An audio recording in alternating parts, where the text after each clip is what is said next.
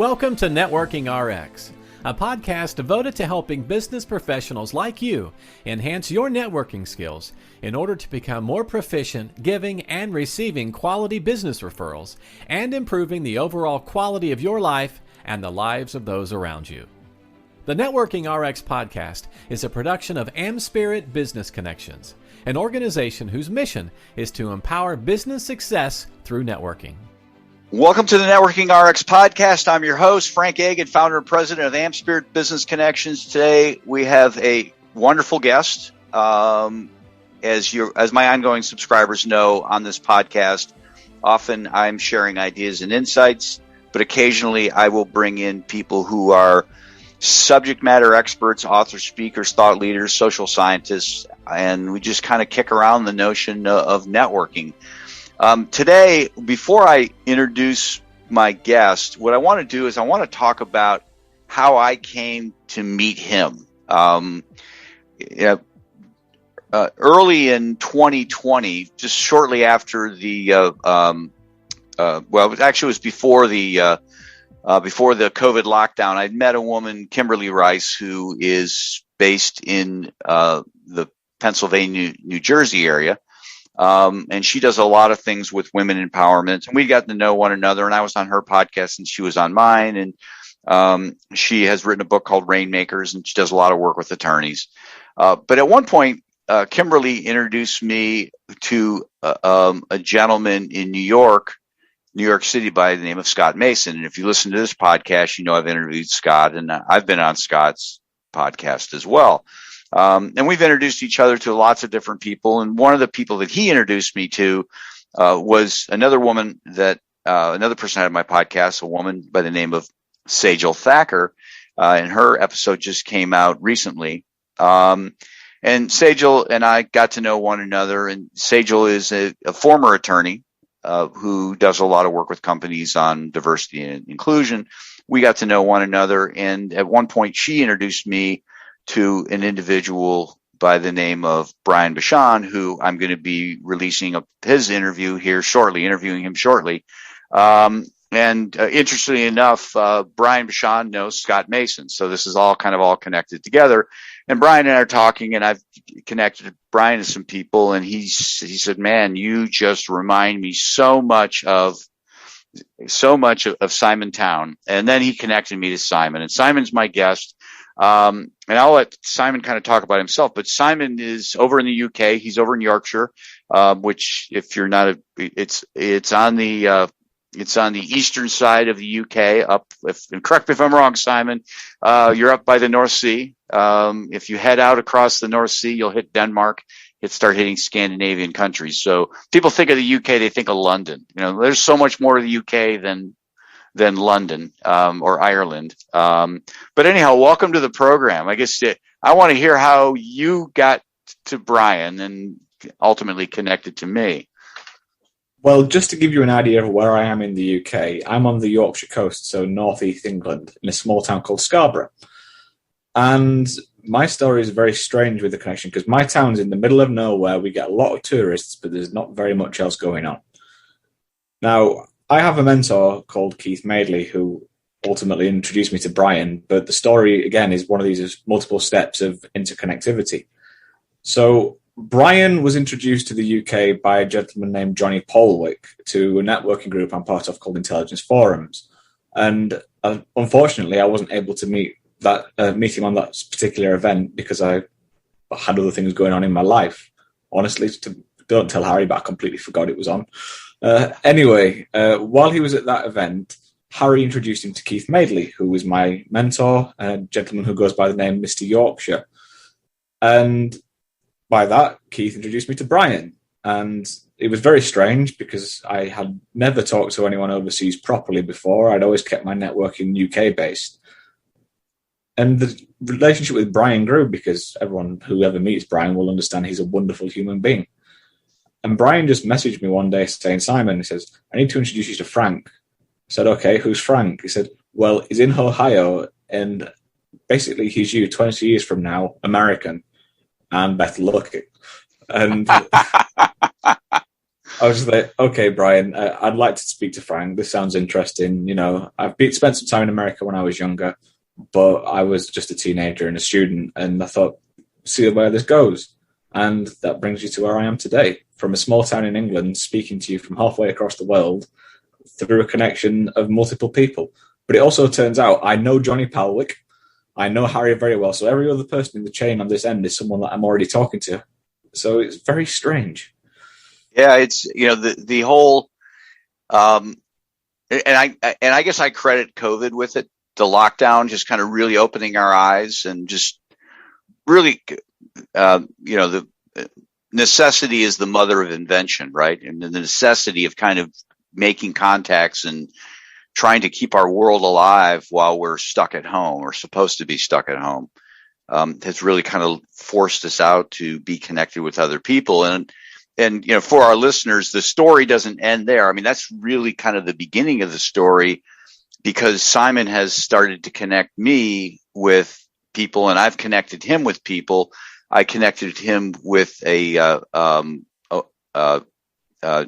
Prayakahan, who's over in India. And I've got other people to connect him to, and he's done the same for me. He's connected me to people here in the United States. And it's funny, I tell people about meeting you, and they're like, "Oh, well, great. Who you got? You know, you're just going to meet more people in the UK." It's like, no, I'm meeting people in the United States that I would not have met. You know, I'm meeting a woman in Minnesota, you know, that I wouldn't have met. And my sister lives in Minnesota, you know, so same town. It's just this whole introduction, we'll call it the introduction economy, is just fascinating to me. Absolutely fascinating. It really is, because you introduced me today to a lady over in India, and we had a wonderful conversation. And through that conversation, I've introduced her to a guy in Malawi in a tiny village that no one's ever heard of, who she can help. And it just shows that the global community now is becoming very close, and we're all learning that we're just people. And I like people. People have stories, and stories are interesting. Yeah. Well, it's interesting where it all goes. And before we hit record, we were talking about solving problems, and, you know, how we can solve so many problems because there's little bits of information out there scattered, as you put it, in tiny little towns that nobody's ever heard of. And through technology, those little bits of information and insights can all start to be pieced together. Definitely. We have a saying in Yorkshire called slowly, slowly, catchy monkey.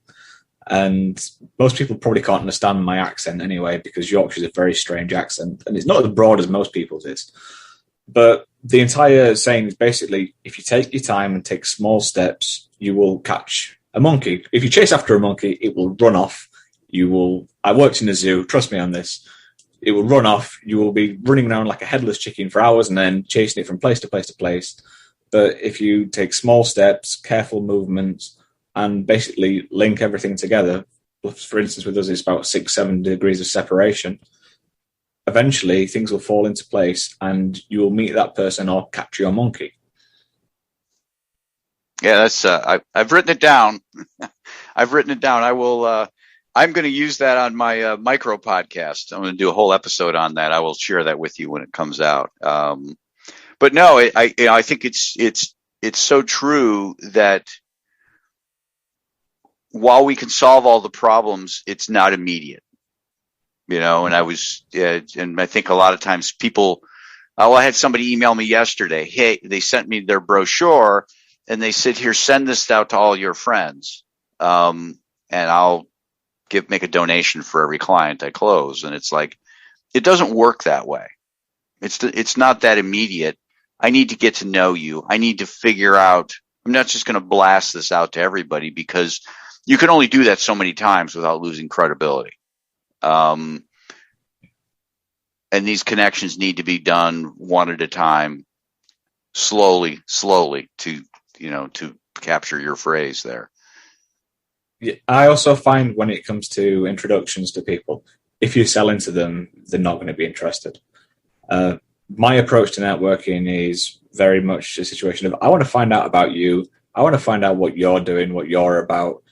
And I have massive social anxiety and Asperger's, so I've broken everything down into a system. And I've told Frank about this before. To me, networking, I have a little game that I play that helps me cope. And it's reaping a lot of rewards because I'll talk to you, I will listen to everything that you're saying because I am so scared that I will forget something.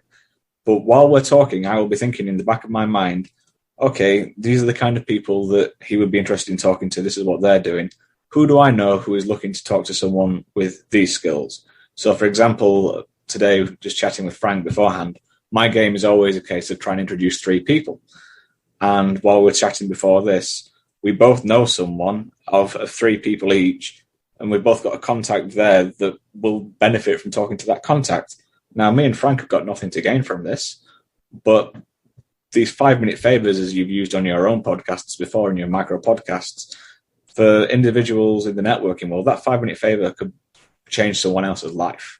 Yeah. And hoarding your connections and not introducing people who can solve other people's problems, then quite honestly, in my opinion, you're being selfish. And the selfish networker won't get any connections. No, you're absolutely true. I mean, as you're talking, there's a couple people I need to introduce you to because I know a woman down in Miami, Florida, who is the female version of us. Berta Medina, I will connect you to her because I had a conversation with Berta Medina, and woke up the next day. She's up at like 5 a.m. U.S. time. And I wake up and look at my email and I have 10 connections to, really wonderful people. And nobody's a lottery ticket. Nobody changed my life, but they all kind of sent me on a different trajectory. One guy he's a business coach over in Canada, who has taught me so many wonderful things. And it's just amazing. So I will make that happen. Berta, if you're listening, by the time this comes out, it'll have happened. But I guess when did you kind of discover this whole making connections thing? Did Keith kind of teach this to you? Yes and no. So I'm 29 and I was thrown into the world of networking in the deep end at the age of 19. I was an undergraduate and my background originally was fitness industry. And although I'm a qualified ecologist, that's what my day job is still. I work in the fitness industry. And it was strange because my mum turned around to me and said, Simon, I'm taking you to a networking event in a small town that no one's ever heard of called Stocksbridge. But not only that, a tiny little shed in the middle of a lake area where they were having a small networking group for people around the Sheffield, Stocksbridge area. And for most of you, you'll be going, where the heck's this? And we ask that in the UK, don't worry about it. Most of us don't have a clue where Stocksbridge is. And those of us do know where it is, try and run away as fast as we can. But I remember going into that room full of professionals in a tracksuit where everyone else is in a suit and just standing by the buffet freezing. I didn't know what to do, didn't know what to say, didn't know who any of these people were. They didn't want to talk to me, and I was panicking because social anxiety, Asperger's, you're not good in these situations. But one of the things that is interesting is that by doing that and getting that fear out of the way at a young age, as my career progressed and my own journey progressed, I found that gradually I could phase into people. And Keith comes into my life about 7 years after this. I was about 26, 27. And I got an idea for a company. And I wanted to learn a bit more about networking. But Keith actually brought me in because his wife writes children's books. So I met Keith because of my ecology background. My mum knew Keith. I came in to help advise on a children's book. And basically he adopted me as someone that he wanted to invest time in. So we went to a networking event in September 3.5 years ago now in Leeds in the UK. And I remember where it was. It was an accountancy office called Sedulo. I walked in there, knew no one in the room apart from my mum who was presenting. A gentleman named Harry Corbett, who runs the IF that I keep introducing people to. He was hosting the event and Keith came in. And Keith and Harry stayed with me and made me feel comfortable and introduced me to a few people that could be helpful because I was starting my journey and starting my own career, starting my own business. And since then, both of them have been part of my life. Those of you who know the UK will know that the north of England isn't particularly rich. And the one of the strangest things I find about all this is that I've been to events where Keith's been the guest of honor, and I've been there going, but it's just Keith. And everyone's going, but no, he's Mr. Yorkshire. That's what his job title is, by the way, Mr. Yorkshire. He's got his MBE, all these kind of things. Amazing human being.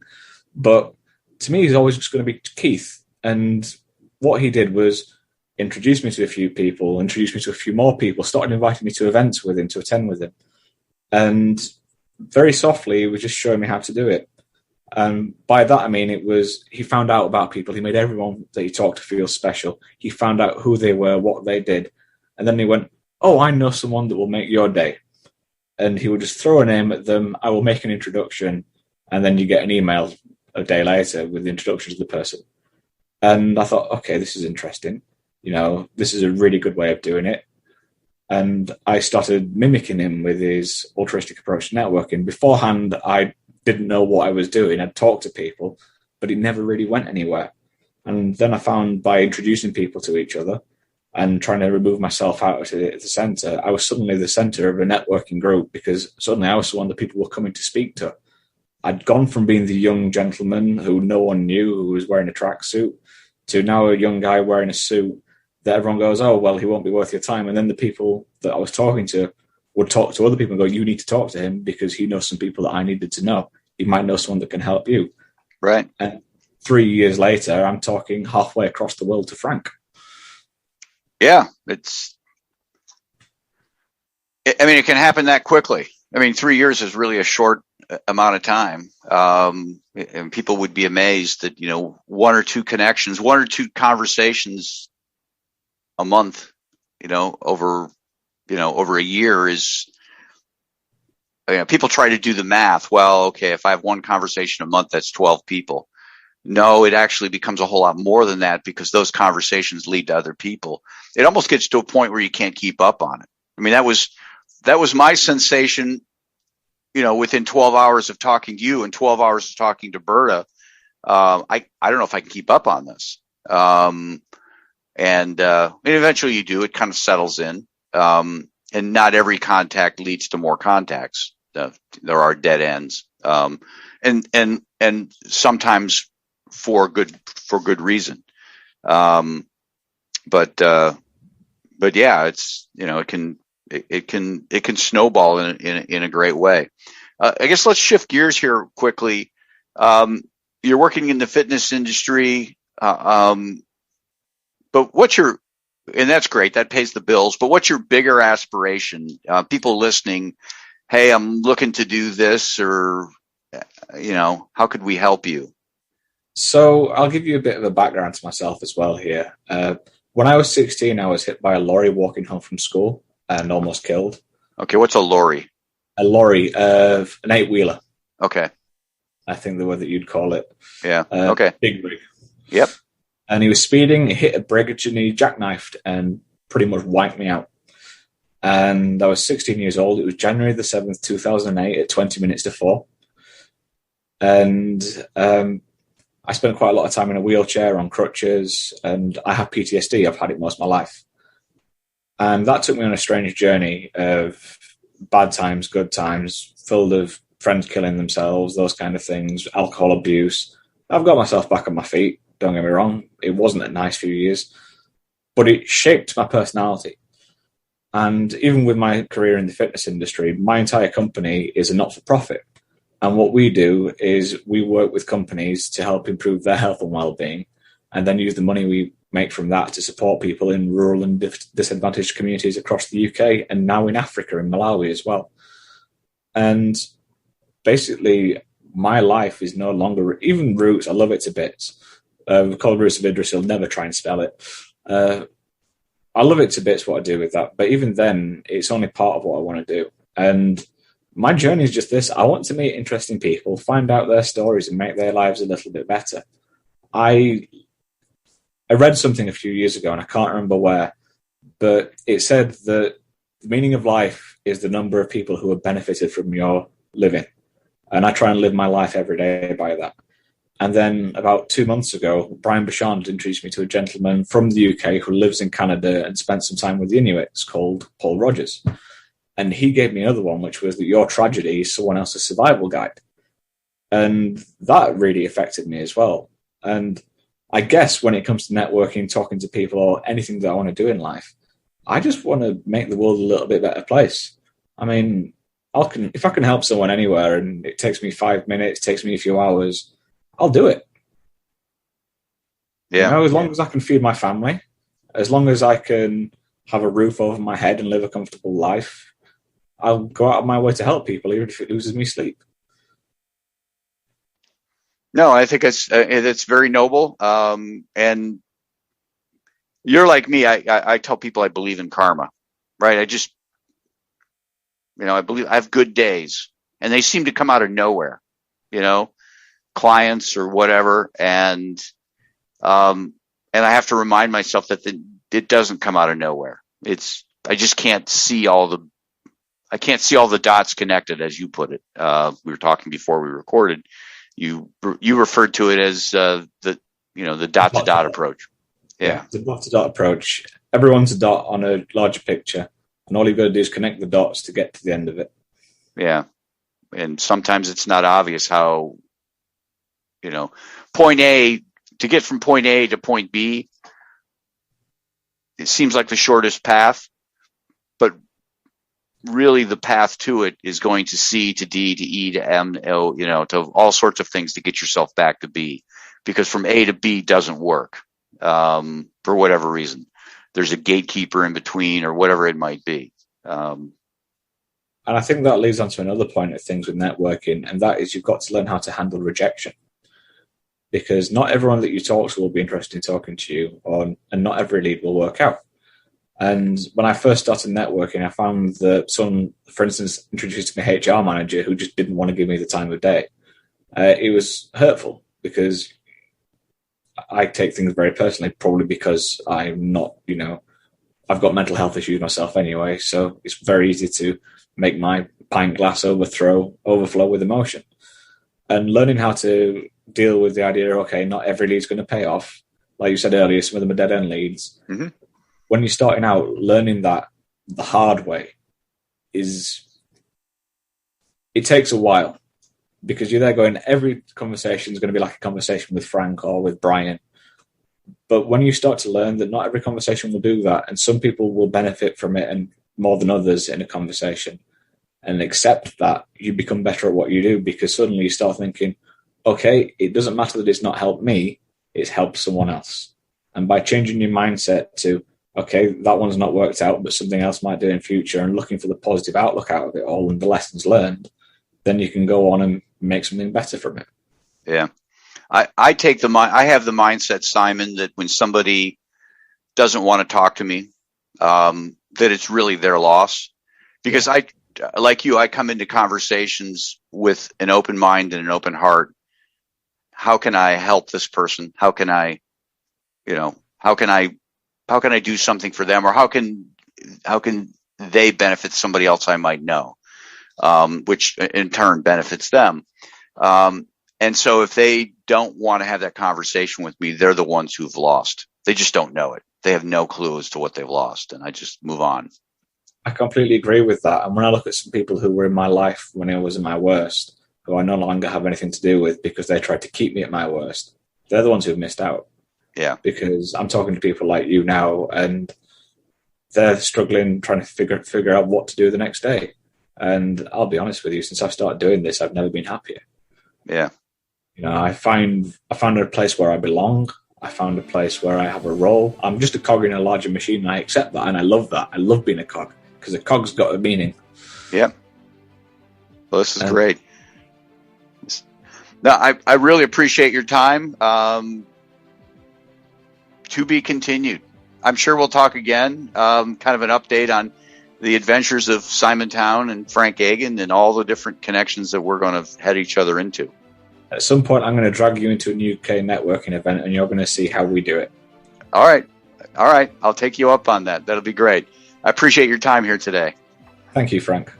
Thanks for joining us on the Networking RX podcast. Please put what you've learned into action today, and let us know if you have questions, comments, or ideas for future topics. You can email them to us at podcast@amspirit.com. That's AmSpirit.com. Finally, so you never miss an episode, be sure to subscribe to the Networking RX podcast through iTunes, Overcast, or however you receive your podcasts. Now get out and network with someone. The Networking RX podcast is the copyright production of AmSpirit Business Connections. All rights reserved.